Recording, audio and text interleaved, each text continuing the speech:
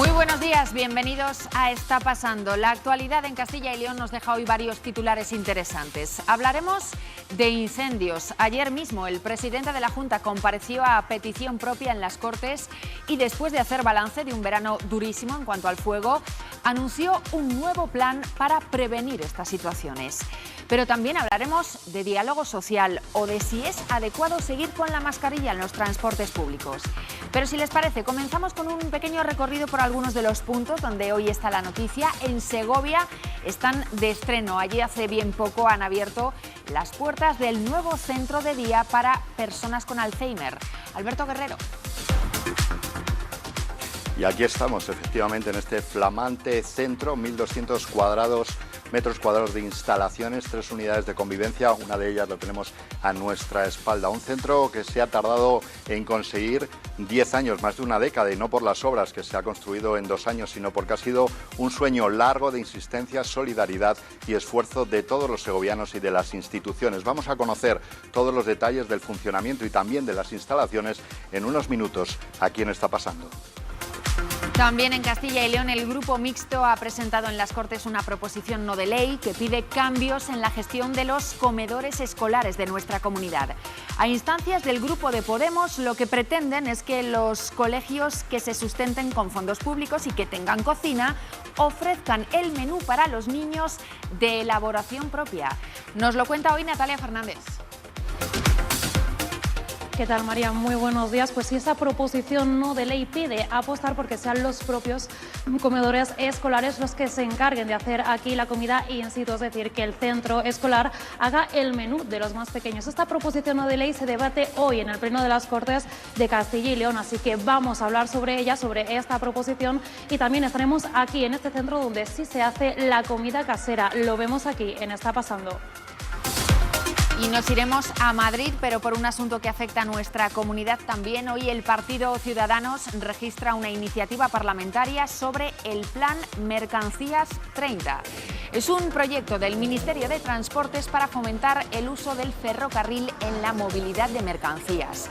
Aseguran desde Ciudadanos que ese plan ha dejado fuera a la provincia de León, un punto estratégico en las comunicaciones de todo el país.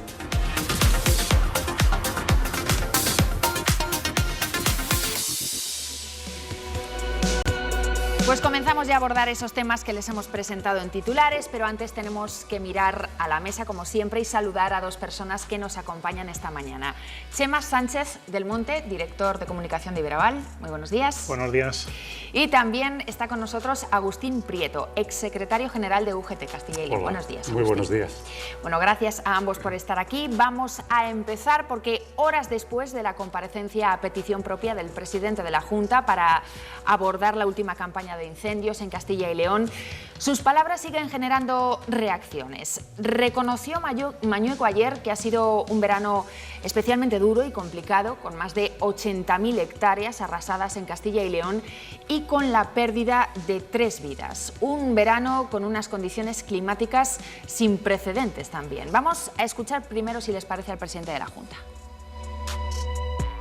La actuación del operativo atajando los incendios impidió un daño potencial de mayores proporciones que pudo haber triplicado las hectáreas finalmente aceptadas. Incendios con un comportamiento violento y además con una capacidad de propagación extrema, capaces de devastar miles de hectáreas en muy pocas horas. Controlar un incendio de estas características es muy complicado por muchos medios que tengamos desplegados. Hombre, si lo dice la ministra de Ciencia, ningún operativo hubiera sido suficiente. Bueno, lo acaban de escuchar, defensa de la actuación del operativo en Castilla y León. Dice el presidente que si no, los daños incluso podrían haber sido aún mayores. Primeras reacciones. Bueno, la realidad es que es cierto que hay un cambio de paradigma, digamos, en cuanto al clima. Eso es una evidencia, o así creo que lo entendemos casi todos, ¿no? Y Castilla y León pues, es un territorio, uno de los territorios con mayor masa forestal de nuestro país. Es un territorio en el que hay un servicio potente de atención a este asunto, a los incendios forestales, pero también es cierto que se viene reclamando durante mucho tiempo pues una permanencia más en el tiempo, digamos, de esa atención, ¿no? Los pueblos, yo la verdad los conozco muy bien, los pueblos no son lo que eran antes, ya no hay la ganadería que teníamos antes, la ganadería servía de cortafuego, se limpiaban los montes de esa manera, de una manera natural, y lo cierto es que llevamos un par de años muy complicados, muy complicados. Yo procedo de Ávila, el año pasado tuvimos el incendio mal llamado a mi juicio de Navalacruz, que afectó prácticamente a media provincia. Hay muchas zonas deforestadas, o sea, yo conozco bien la zona, como digo, y no es solo antes, sino también hay que actuar después. Es decir, es muy importante que se actúe antes, hay que tener unas brigadas preparadas, que yo insisto, están preparadas, pero tal vez hace falta replantearse ciertas cosas. No sé si aquí en Castilla y León o en toda España, porque es una demanda que se está poniendo sobre la mesa, pero yo creo que a la gente le importa poco el debate político, se han quemado 82.000, se han quemado 95.000, lo que de verdad importa es que los montes, dado que todos nos hemos venido a las ciudades, casi todos, los valientes que se quedan en los pueblos, pues en muchas ocasiones bastante tienen con ir sobreviviendo. Pues yo creo que sí que hay que replantearse ciertas cosas. Hay que replantearse ciertas cosas y lo cierto es que ha habido un acuerdo en el marco del diálogo social y que ayer también el presidente anunciaba esos cambios, ¿no, Agustín? No, sí, yo creo que ha sido un año trágico, nadie lo puede dudar, y sobre todo por las 3 pérdidas de vidas humanas que hemos tenido, ¿no? Que eso desde luego lo más trágico. Y yo creo que ahí en el discurso del presidente le falta un poquito de autocrítica. Yo creo que es verdad que no es achacable la culpa de los incendios a la Junta, pero ocurren los incendios y hay que tener los medios suficientes para cuando eso ocurre y sobre todo hacer una política de prevención. Y la política de prevención que se está haciendo en Castilla y León dista mucho de lo que están haciendo otras comunidades que están invirtiendo mucho más dinero a lo largo de los últimos años. Por ejemplo, Galicia interviene, que también es una comunidad que suele tener muchos incendios, e invierte más del doble de lo que invierte Castilla y León, teniendo una extensión todavía mucho menor territorialmente que tiene Castilla y León. Bueno, pues hay que invertir dinero para tratar de que eso, cuando ocurra esa desgracia, estemos preparados y sobre todo tratar de prevenir para que no ocurra. Como bien se decía anteriormente, pues claro, hay que tratar de cuidar de que los trabajadores estén todo el año. Evidentemente ahora con ese acuerdo del diálogo social sí es posible ya que haya ya una cobertura de todos los trabajadores que están en la extinción de incendios trabajando todo el año para tratar de atajar esos posibles incendios del verano en el invierno, limpiando los montes, en fin, haciendo una serie de cuestiones básicas que se deben de hacer. Aludía el presidente de la Junta ayer en su comparecencia en las Cortes en repetidas ocasiones, además, bueno, a que las condiciones meteorológicas de este verano sin duda han sido excepcionales, mencionado también el cambio climático, pero desde la otra parte del gobierno de coalición que tenemos aquí en Castilla y León son razones que no sé si siempre se comparten. Hemos escuchado ya varias veces a representantes de Vox hablar de ese fanatismo climático. Bueno, yo creo que las evidencias son las que son. Puedes estar de acuerdo ideológicamente o no, pero yo personalmente he vivido el verano más insoportable de los últimos, yo personalmente. Es cierto que hay cuestiones que se van dejando pasar y no se acaban de resolver. No sé si por cuestiones ideológicas o no, pero lo cierto es que algo está cambiando. Vamos, creo que el que tiene ojos lo ve. Puedes defender unos ideales u otros, ¿no? Pero yo creo que, por ejemplo, aquí en Valladolid, que es donde estamos, hemos estado un mes y medio con olas de calor sucesivas. O sea, es que veías el telediario y te decían, no, es hasta el miércoles, llegaba el miércoles, no, es hasta el domingo siguiente. Creo que hay evidencias.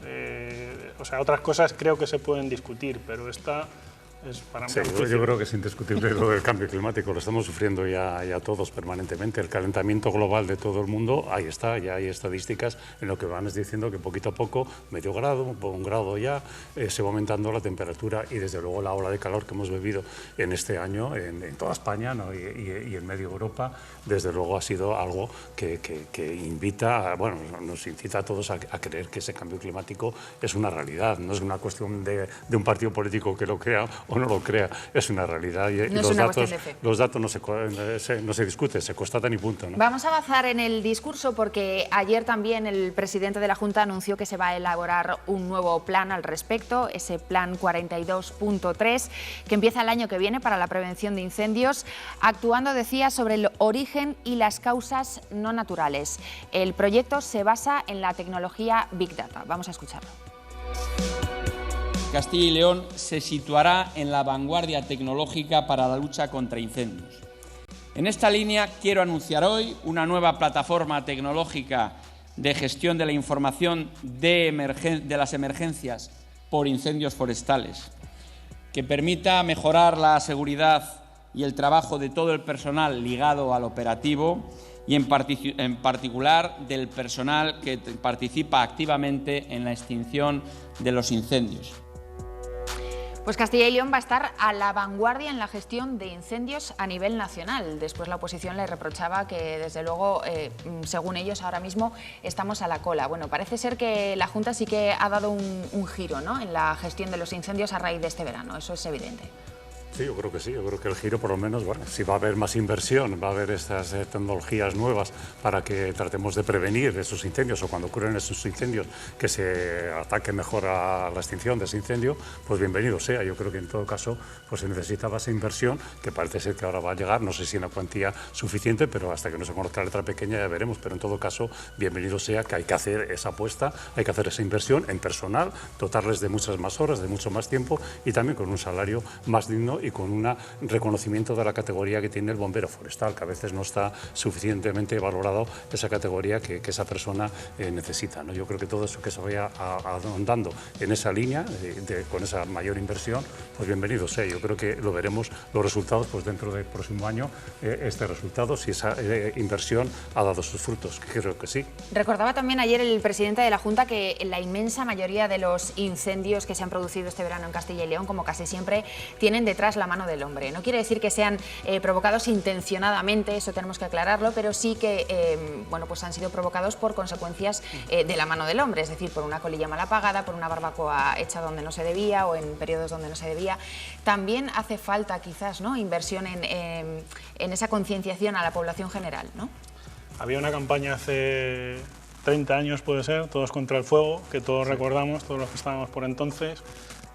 Yo creo que es importantísimo, pero yo creo que también es importante que quienes tienen en su mano actuar realmente persigan, porque sí hay pirómanos y hay lugares que se arrasan de manera intencionada, entonces creo que eso es importante. Retomando la pregunta que hacías antes, María, de la minería de datos, creo que en Soria, si no me equivoco, por lo menos hace unos años estaba trabajando ya, o sea, no es una cosa nueva, es una cosa que se está potenciando en este momento. Creo que es clave, o sea, hay muchas empresas que ya trabajan directamente los datos, que también es algo que hace 20, 30 años pues era prácticamente ciencia ficción, y a partir de los datos se pueden conseguir muchas cosas, y esta es una de ellas. Como decía al principio del programa, Castilla y León es la comunidad autónoma de España, si no recuerdo mal, con mayor masa forestal, y es algo que debemos preservar, o sea, porque es especialmente atractivo para mucha gente venir a visitar Castilla y León por esta materia. Pues oye, no arrasemos, nunca mejor dicho, con un bien que tenemos y que es importantísimo. Y vamos a abordar también otra arista, porque pedía ayer el presidente de la Junta a la oposición apagar el fuego de la confrontación política. Esto era lo que le respondían los procuradores de otros partidos. Viene, le guste o no, a doblar la rodilla, a reconocer que se equivocaron y a cambiar todas y cada una de sus políticas. Hoy usted pierde y afortunadamente gana Castilla y León, señor Manuel. Ustedes han reconocido que necesitaban el doble, exactamente como lo ha dicho usted, el doble. No hay mayor reconocimiento de su inoperancia. Y usted hoy ha asumido que su gestión forestal es un auténtico desastre, es que ha aseverado que ustedes van a duplicar el presupuesto. Y yo le pregunto, ¿por qué no lo hicieron antes? Lo que ha pasado este verano, el más devastador en cuanto a incendios forestales, ya venía pasando y avisando. Llevamos años arrastrando un problema que ha ido a peor hasta explotarle en las manos. Incluso aquellas brigadas forestales de otras comunidades ponían de manifiesto esa falta de coordinación, porque no ha habido efectivos suficientes. Un operativo que estaba al 30% de su despliegue porque ustedes no quisieron activar la época de peligro alto de incendios, pese a que se daban todas las circunstancias. Bueno, muchos reproches por parte de la oposición. Han vuelto a pedir dimisiones en el seno del Gobierno regional. Valoración en la mesa. Hombre, en el papel de la oposición está de señalar aquello que entienden que se tenía que haber hecho mejor. Pero también es verdad de que se echa de menos de que a veces en grandes temas se pongan de acuerdo los diferentes partidos que componen las Cortes, ¿no? Yo creo que hay temas que debían de estar por encima de ese rifirrafe continuo que se arrojan unos a otros, ¿no? en los debates, ¿no? Yo creo que un tema tan importante como Castilla y León, que tiene un patrimonio vegetal de arbolado inmenso, es el mayor de España y uno de los mayores de Europa, que es una tremenda riqueza que tenemos los castellanos y leoneses, pues yo creo que ahí por encima de todo habría que ponerse de acuerdo y mirar ya para el futuro. Lo que ha pasado. Ha habido críticas que había que hacer porque creo que se podía haber hecho mucho más, pero bueno, si ahora se ponen ya medidas, pues habrá que poner las medidas que está proponiendo también la oposición, que está proponiendo el propio gobierno, tratar de unificar y tratar de sacar adelante unas leyes que posibiliten también pues atajar mejor cuando se ocurre y sobre todo prevenir para que no ocurran. Y una cuestión también importante que se hablaba antes también de esos incendios provocados.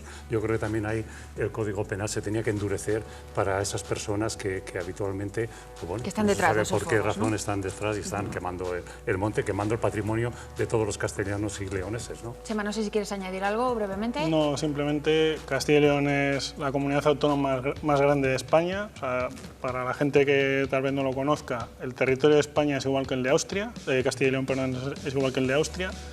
Y hay diferentes sensibilidades, pero sobre todo hay diferentes realidades. Soria, que hablaba Ángel Ceña, por ejemplo, en esas declaraciones, Soria es un territorio pues prácticamente admirable, vamos a decir, en cuanto a que no sufre o no padece prácticamente incendios.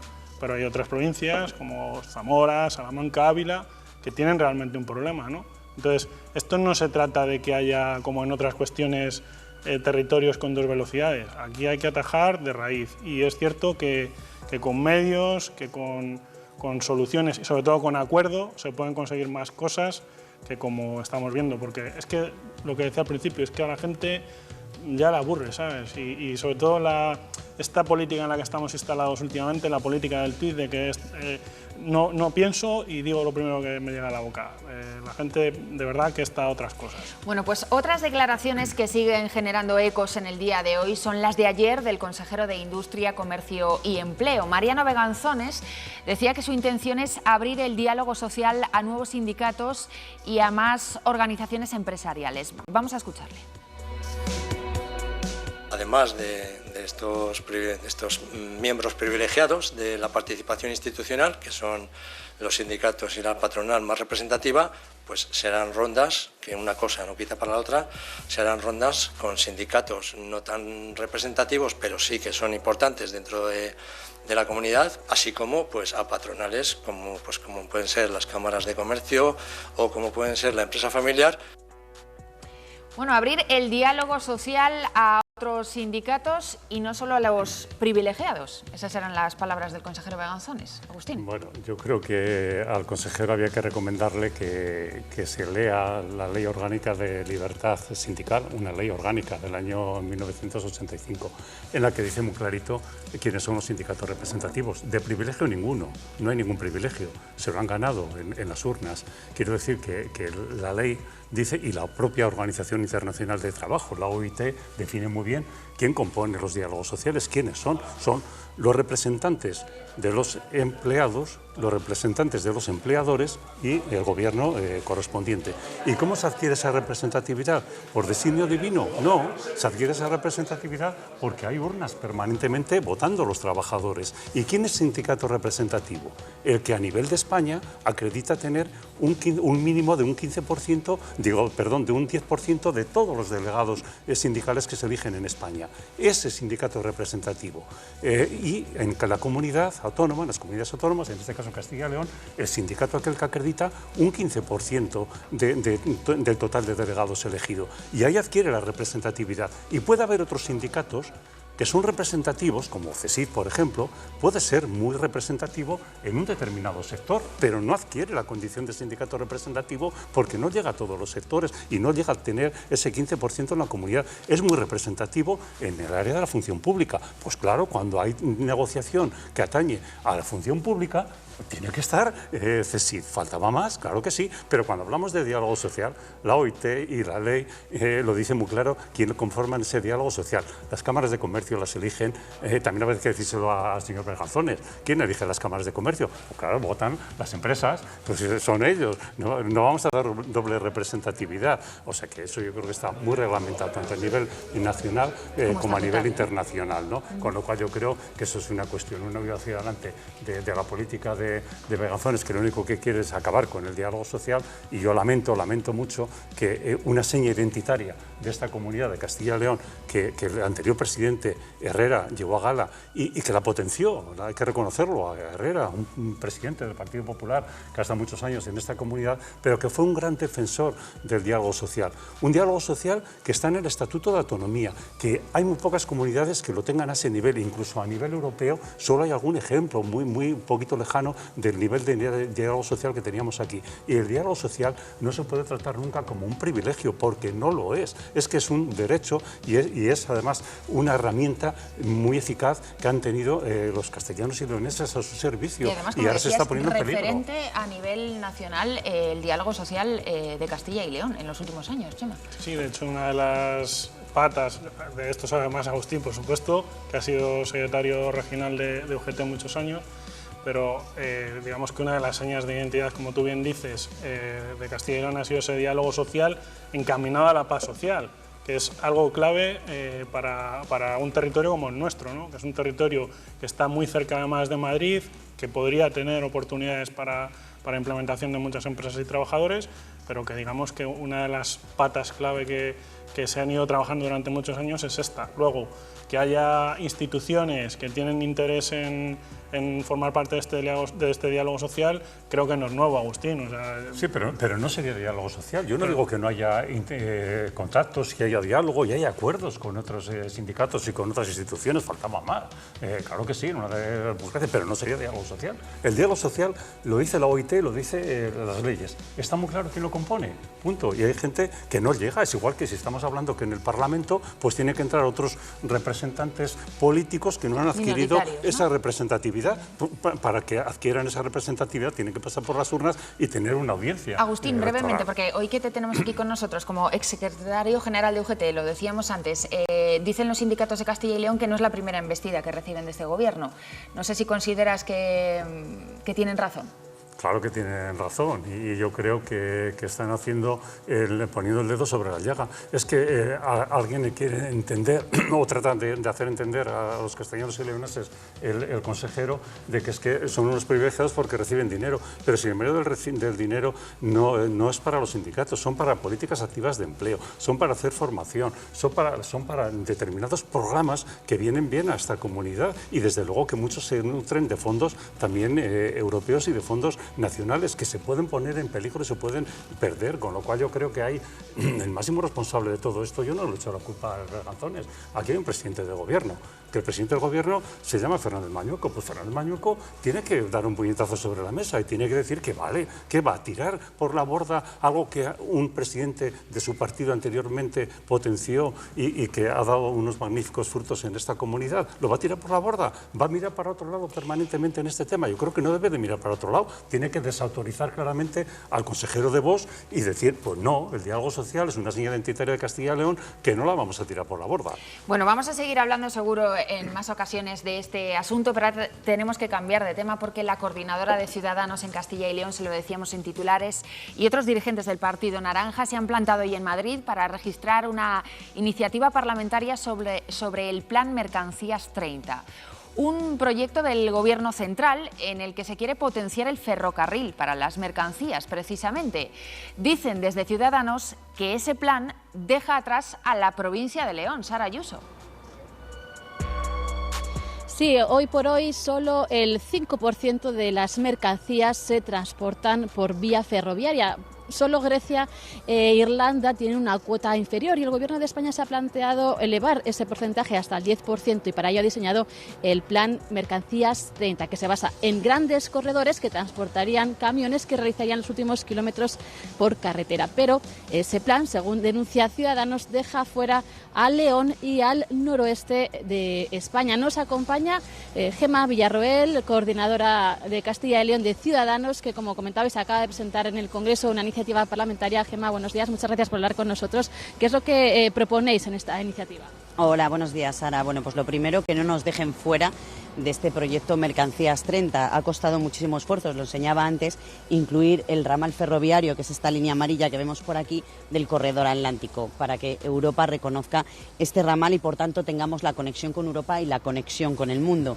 Y el programa Mercancías 30, pues nos encontramos que el Gobierno lo que hace es dejarnos fuera, absolutamente en blanco, a la zona noroeste de España y, por supuesto, muy perjudicada la provincia de León y también la comarca del Bierzo.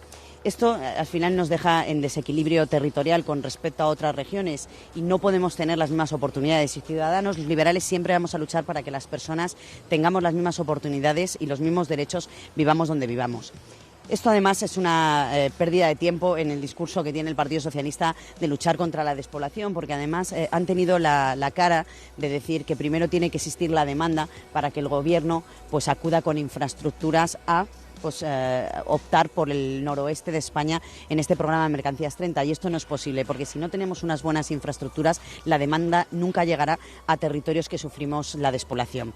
Y por otro lado, pues me da muchísima lástima ver cómo los procuradores socialistas, los representantes diputados en el Congreso, el propio alcalde socialista o el presidente de la Diputación de León no están hablando de este tema, están mirando hacia otro lado pues por ocuparse más de preservar su sillón y no enfrentarse al partido en algo tan importante como es para el desarrollo del noroeste de nuestro país y para la provincia de León, como es estar incluidos como nodos estratégicos o principales en este programa de Mercancías 30 y poder tener esas oportunidades que supuestamente nos deberían de caer incluso con más motivo, ¿no?, al haber tenido quedándonos fuera de la transición justa y con los problemas de despoblación que tenemos. Y eso es lo que hemos venido a reivindicar desde León, desde Castilla y León, a nuestros compañeros del Congreso, y hemos preguntado al Congreso de los Diputados a este respecto y bueno, esperemos que rectifiquen y que tengan en cuenta este ramal ferroviario del corredor atlántico.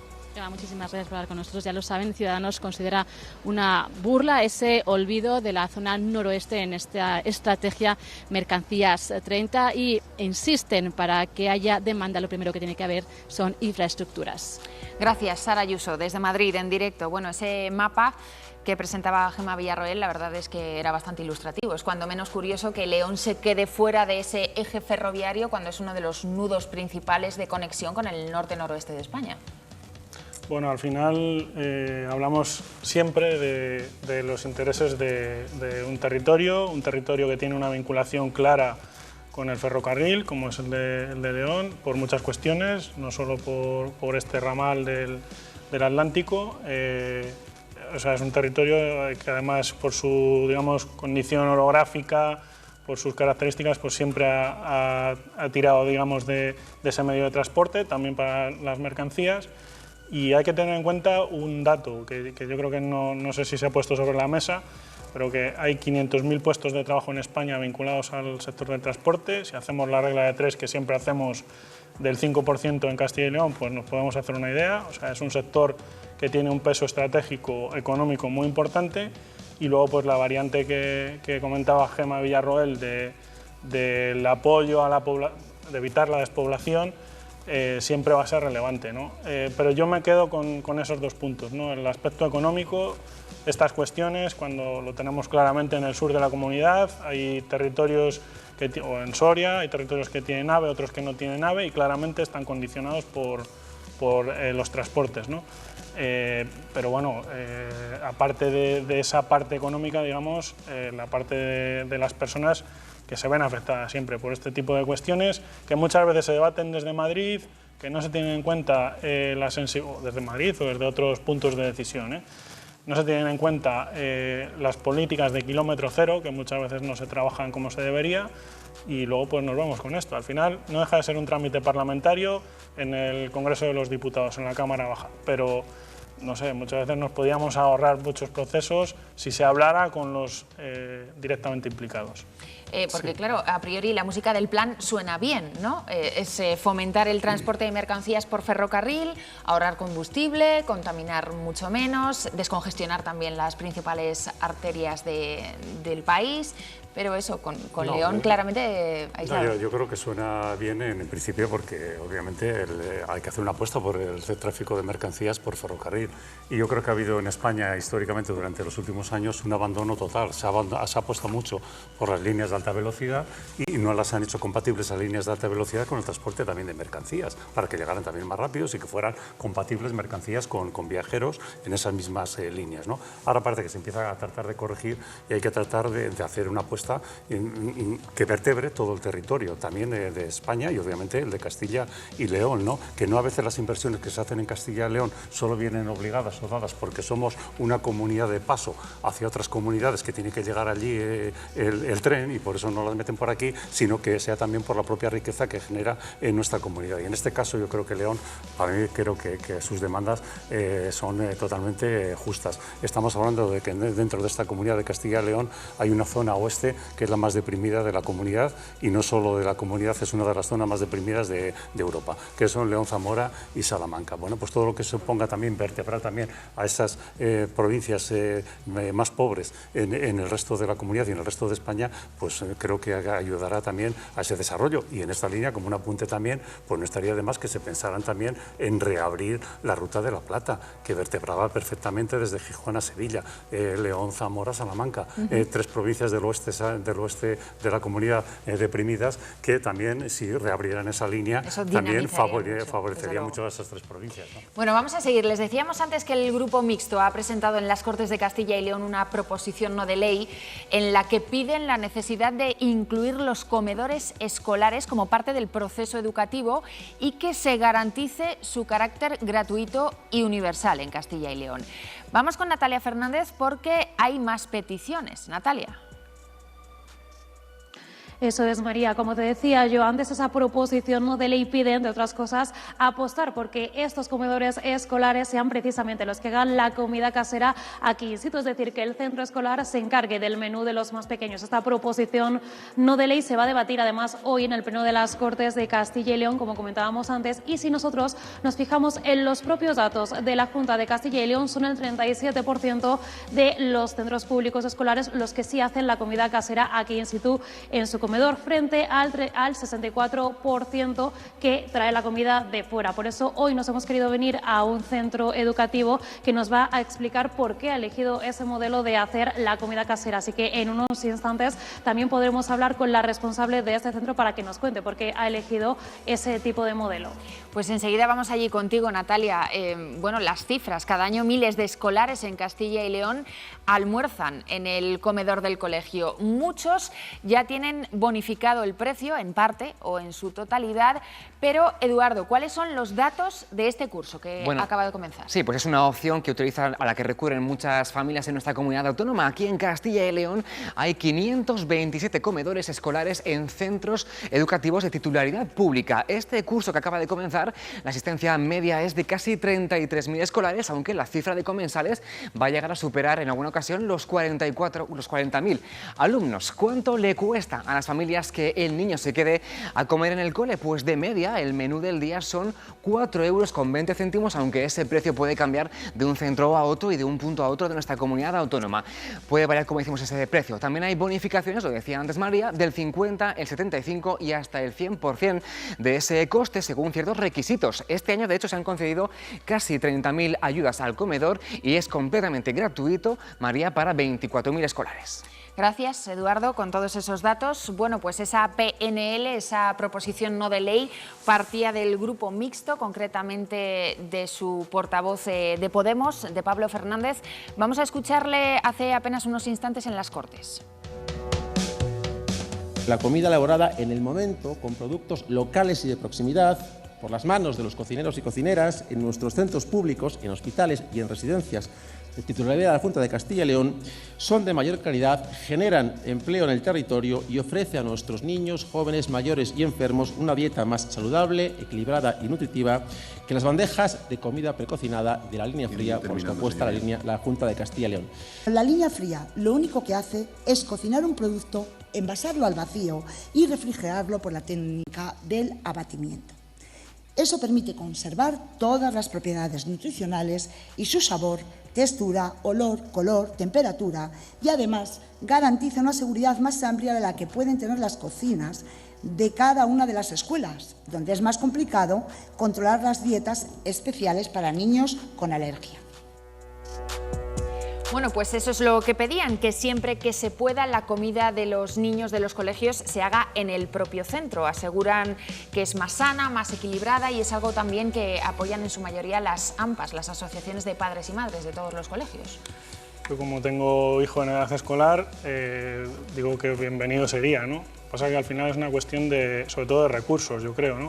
Más que de recursos públicos en inversión para este tipo de cuestiones, hemos visto que prácticamente, vamos a decir, el 80% de los alumnos comen gratis en los centros escolares. Es una cuestión de que los propios centros tengan la capacidad de adaptarse a esto, ¿no? Hay muchos centros que, como comentaba la procuradora socialista, pues prácticamente reciben el alimento con una trazabilidad y lo calientan, por decirlo de alguna manera, y se lo ofrecen a los chavales, ¿no? Pero insisto, es una cuestión más, sobre todo, yo creo, de que hay ciertos colegios que tienen capacidad, obviamente, ¿no? Pero hay otros que no, hay otros que... Claro, sobre todo en los colegios más pequeños, claro. En el medio rural es complicado que todos tengan una cocina de las dimensiones suficientes como para poder elaborar diariamente. Sería lo ideal, pero y sobre todo eso, o sea, todos queremos que nuestros hijos coman sanos, obviamente, ¿no? Pero yo creo que es una cuestión más de logística que de que se quiera hacer, ¿no? A mi juicio. Sí, no, a mí me parece muy bien la iniciativa y yo creo que deberían de tomar nota de esa iniciativa. Yo creo que la mayoría de los padres de alumnos pues también demandarían una cocina in situ dentro de los colegios, ¿no? Primero porque la calidad se podría controlar también día a día, consumiría productos de kilómetro cero, con una calidad, con una frescura, que una línea fría, que yo no digo que no sea, que sea mala, obviamente, cumple todos los parámetros de calidad, pero una comida fría que se elabora a cientos de kilómetros, en muchos casos de Castilla y León. Esa línea fría es lo que llamamos la comida que hacen empresas de catering.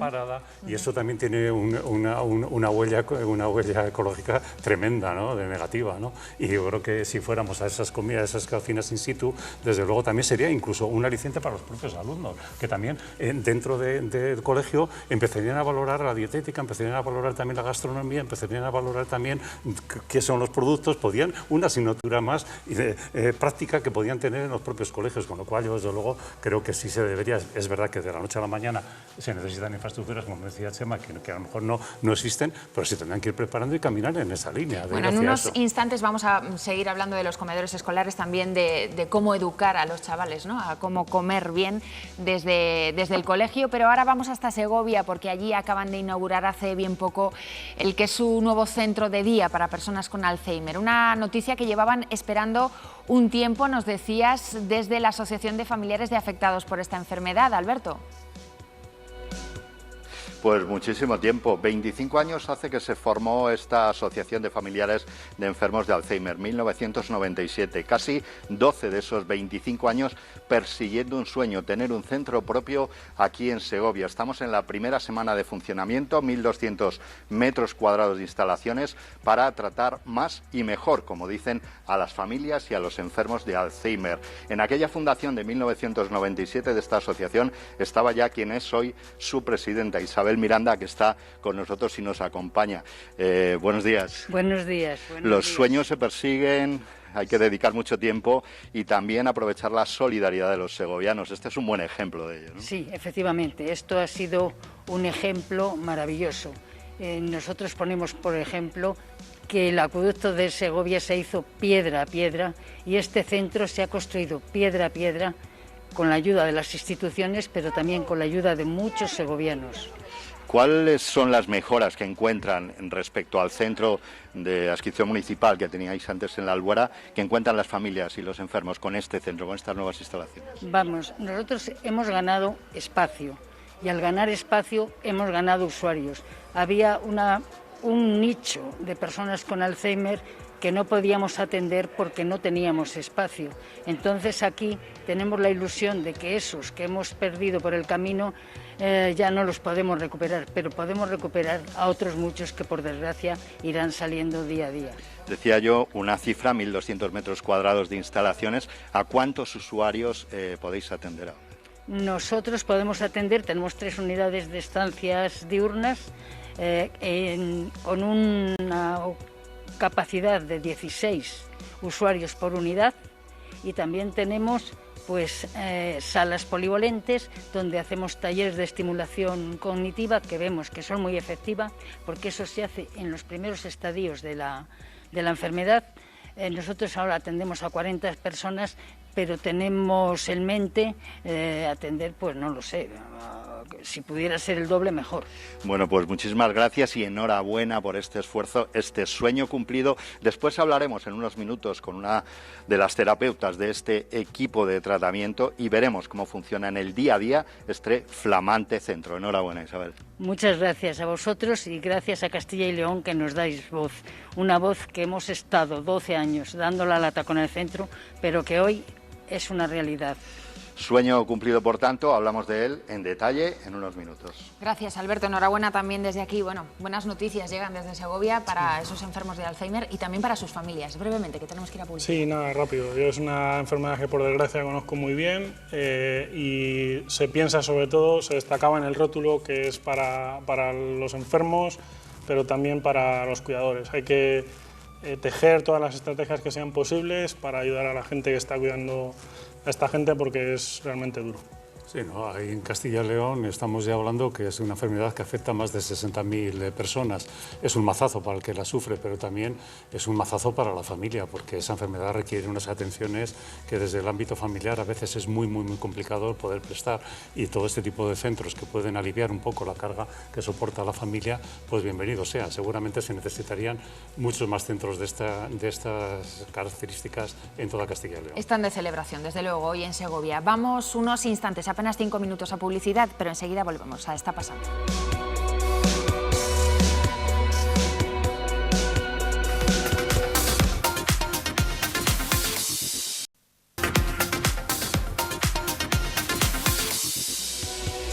Estamos de vuelta. Hablábamos antes de los comedores escolares y de la petición que se ha registrado en las Cortes de Castilla y León para que siempre que se pueda la comida se haga en el mismo centro escolar. Natalia, tú estás en un colegio donde preparan la comida. ¿Por qué se han decantado por ese modelo allí? Efectivamente, María, vamos a poner un ejemplo práctico de eso que comentábamos antes, de esa proposición no de ley que se debate hoy en la Junta de Castilla y León. Y estamos con Sor María para preguntarle. Muy buenos días, Sor María. Buenos días.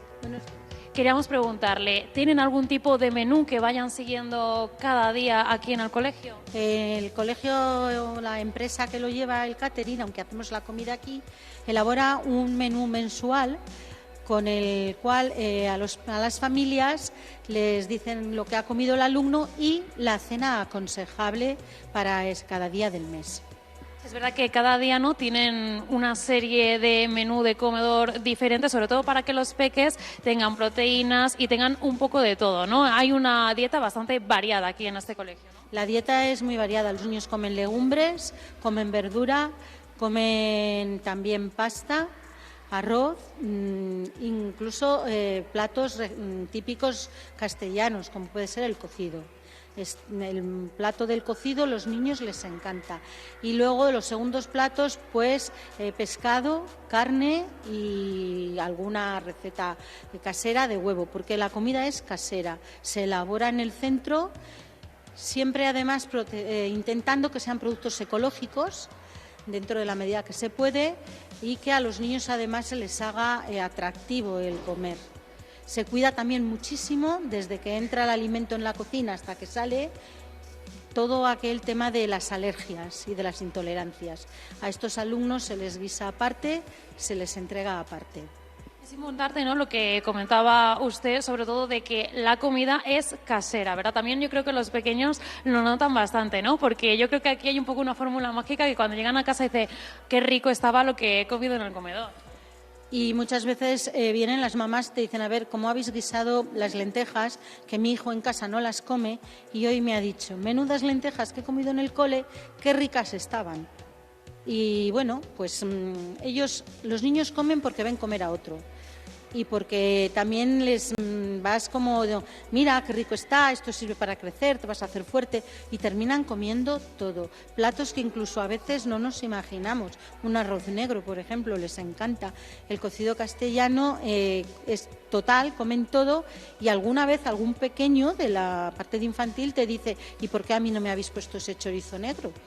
Ellos ven que a los mayores se les da un trocito de morcilla para que vayan probando, y ese día suele ser plato único también, no se les da un segundo plato aparte.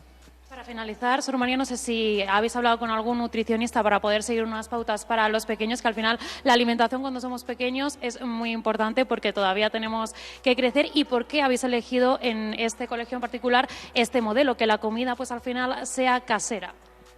Pues cuando ya las religiosas tuvieron que dejar la cocina, se planteó cómo continuar aquella característica que teníamos desde siempre de que la cocina fuera casera.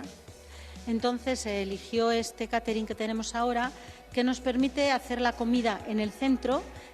Tiene cocineras para este centro únicamente, y era una opción de continuidad de lo que nosotros estábamos ofertando a las familias. Lo del menú. Las monitoras del comedor, 2 de ellas son nutricionistas, aparte del nutricionista que tiene el catering. Y siempre con la cocinera, que es la que ve mejor lo que los niños comen o no comen, siempre se habla con ella, se le dice esto se puede mejorar, esto no se puede mejorar. Normalmente no hay problema. ¿Por qué? Pues porque es una comida que la pueden comer en su casa, o bien con papá y mamá o bien con casa de los abuelos. Entonces es comida normal y no es una comida que a lo mejor a los niños pues no les resulta atractiva. Siempre a lo mejor el pescado, pues que es lo que más les gusta, les cuesta muchísimo, pero si les pones con otra cosa, pues los niños terminan comiendo. Aquí comen ensalada, la ensalada campera, ensalada alemana, y ellos mismos van haciéndose a nuevos gustos dentro del paladar y comen perfectamente. Pues muchísimas gracias por habernos atendido, Sor María. Como ves, María es un ejemplo de uno de los colegios que sí hace comida casera aquí in situ, en su propia cocina. Muchas gracias, Natalia. Bueno, el buen comer, parte de la buena educación. Y antes de irnos, queremos irnos rápidamente a Segovia porque allí hoy les contamos una buena noticia, de esas que nos gusta contarles. Abren un nuevo centro de día para personas con Alzheimer y para sus familiares. Alberto Guerrero. Pues sí, informando con esa alegría, como dices María, de tener ya en funcionamiento este nuevo centro. Y estamos precisamente con un miembro de su plantilla. Estamos con Amelia García de Frutos, terapeuta. Queremos saber, Amelia, cómo funciona el día a día de un centro como este cuando accede un enfermo y su familia aquí cada día. Pues mira, ellos vienen aquí para que llenemos su día de actividades que sean significativas para ellos. Entonces se les ofrece dentro de los horarios que hay distintas actividades como son música, cocina, gimnasia, actividades que para ellos les resulten gratificantes y en las que se sientan bien, ¿vale? Entonces se programan a lo largo del día y se respetan, por supuesto, también sus tiempos de un poquito de descanso. Las familias, pues bueno, todas las necesidades nos las trasladan y bien en reuniones familiares o individuales, pues les intentamos dar esa cobertura para que entiendan lo que les está pasando a su familiar. ¿Necesidades muy diferentes o les une un hilo común? Tienen un hilo común que es el deterioro, ¿vale? Lo único que dentro de ese deterioro lo que nosotros tenemos muy en cuenta son afinidades entre ellos, cómo se pueden llevar entre ellos para hacer los grupos que tenemos que llamamos de terapias.